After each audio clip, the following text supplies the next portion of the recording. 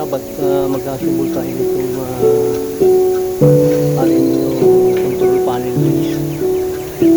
Yan mga kaharap. May ano yan dito.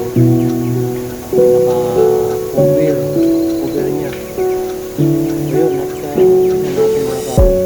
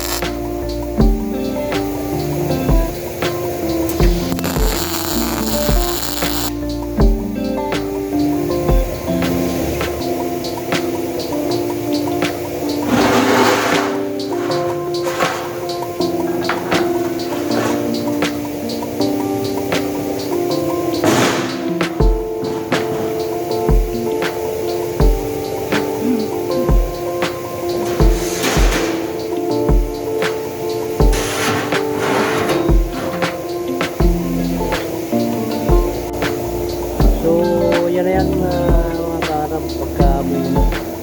Ito ang hinang niya saka dun sa kabilang kanto dito sa loob.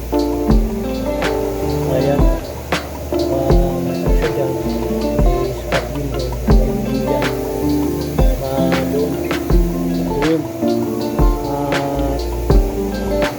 Pagkatapos nito na-welding na siya, diretso na siya sa ano, sa powder coating mga kaharap. Pipinturahan. So ito yan. Ayan. I-deliver na yan para mapinturahan. Yan lang mga welding niya, no? Mga kanto. Ayun.